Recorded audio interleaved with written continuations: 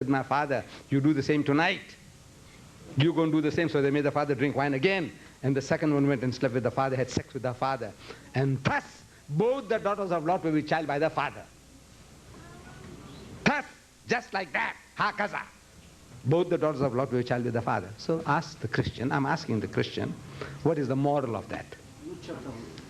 Genesis chapter 19, verse 30. You see, I have a book called Combat Kit.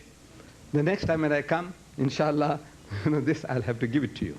How to give battle to the Nasara. How to give the kung fu blow, as a knockout blow. Slaughter the guy without getting hurt. You don't need guns, you don't need grenades. You can do it with the intellect, with knowledge. So asking the Christian, what is the moral of this story? Genesis, still Genesis chapter 35, verse 22, it speaks about Reuben, the elder son of Yaqub alayhi salam. He goes and has sex with his mother. And the Bible says, and Israel heard it. People told him, he says, your son, he had sex with your wife, your father's wife. What is she to you? Your mother. He went and slept with his mother. Hazrat Yaqub alayhi salam was told, and he didn't lose his temper. Nothing. He didn't get angry. His blood pressure didn't go up. He didn't scold the fellow. He didn't spank the fellow. Nothing. And Allah didn't give him AIDS, gonorrhea, or syphilis. What's the moral? Still Genesis, the first book of the Bible, chapter 38, verses 15 to 18. He speaks about Judah, the father of the Jewish race. He's going to Timnath to shear his sheep.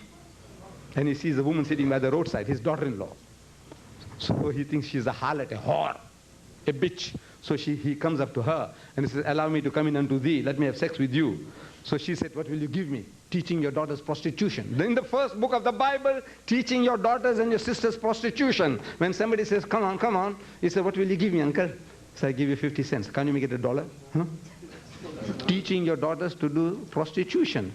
So he said, what will you give me? He said, I'll give you a goat kid. Because they didn't carry cash or credit cards those days. They didn't have that. So he said, I'll give you a goat kid. He said, what guarantee are you going to give it? You'll enjoy me and you go away? He said, what guarantee do you want? He said, your signet and your bracelet and your staff. Asai Musa, he was carrying. Judah, the father of the Jewish race. Judah, from whom you get the word Judaism, Judea, Huda, Yehuda, Yehudi. All that come from Judah.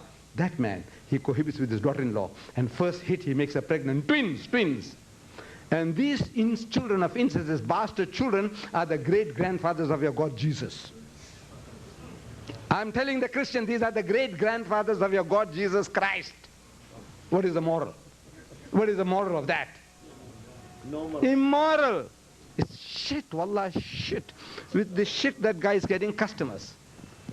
With that shit, the Christian is getting customers. And you and I, you can't get customers with the Qur'an. Come on, tell me why. Why? I give you this book. The first one, give me the right answer. You and I, we can't get customers with the Qur'an, and the Christian is getting fish with that shit. Why? Come.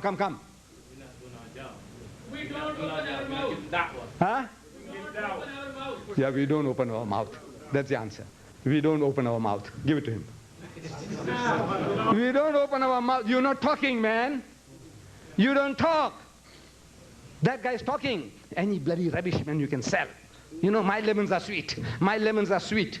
Lemons are sour, man. But I keep on saying, my lemons are very sweet. Some fool will buy. You know that? Maybe this is sweet lemon. It's a sweet lemon. Because even sweet lemons are sour. Did you know that? They call them sweet lemons in my country. There are lemons they call sweet lemons, but they're still sour. But I say, my lemons are very sweet. Some fool will buy. That guy's selling. You're not talking. You're not selling. Open your mouth, man. Anything, just open your mouth. If you can't talk anything, at least you can talk about your hygiene, your taharat. If nothing at all, wear a hat. Look, wear a cap. If nothing at all, you can't do anything at all, I say wear a cap. This thing here. This, you know how powerful this is? You don't know. You don't know the strength of this. I land here in Kennedy Airport with my son and my grandson. All we have this, everybody. The immigration officer, he goes through our passports, he sees the visas and he stamps it. Then he looks up, he sees this. He said, what is this for? No, he's not trying to be funny. Sincerely, he wants to know, why this? White. He said, no, this is our identity. We are Muslims. So what is that? He's not trying to be funny, man. He sincerely wants to know what is a Muslim. I said, there are 1,000 million Muslims in the world. You don't know? The religion of Islam, therefore, I said, no, I don't know. You think he's joking? No, wallah, he's speaking the truth. The guy wants to know. Then says, yes, he's from China, this man. He's educated in America. He said, and to get a job in immigration, you don't pick up any Tom, Dick, and Harry from Brooklyn or your Manhattan. You know, they're educated people. Right, the guy is there. He's originally from China. He's educated in America. So he said, yes, in China there are some people, I think they call them Muslims, certain areas. I said, yeah, we got 50 million Muslims in China.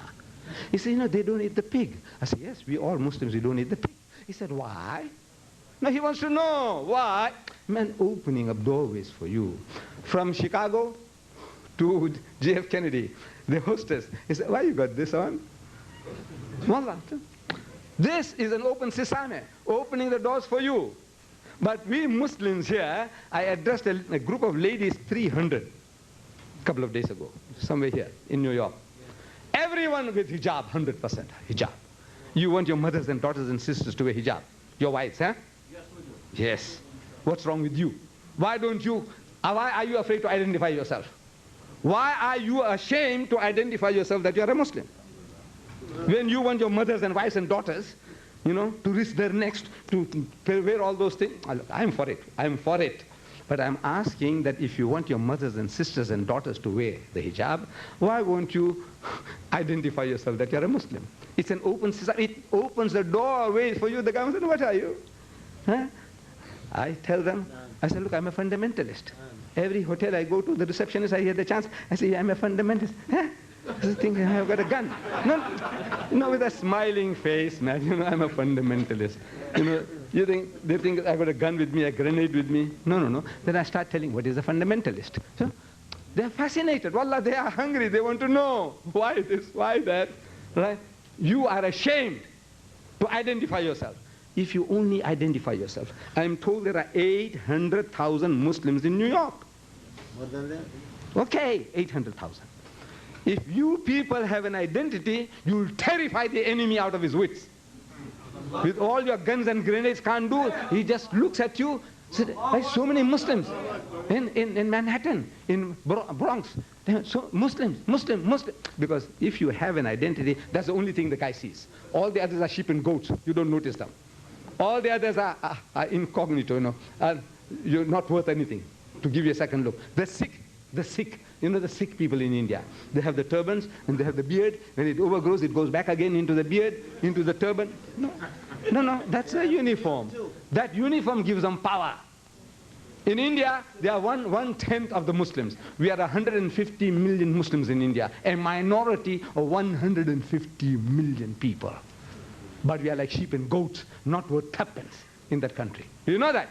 The handful of Sikhs, Indira Gandhi was bending backwards to appease them, and Rajiv Gandhi gave them everything except independence. Why? Uniform.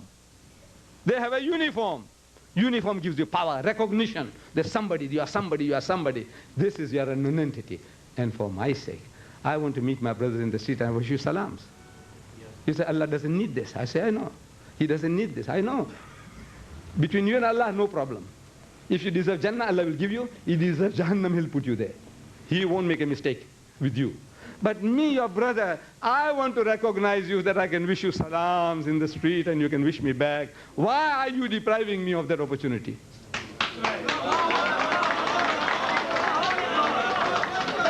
No. No, my brother. No, my brothers. My brothers are talking about establishing an Islamic state, and I said, look, you haven't got the guts to put on a hat, and you want to establish an Islamic state.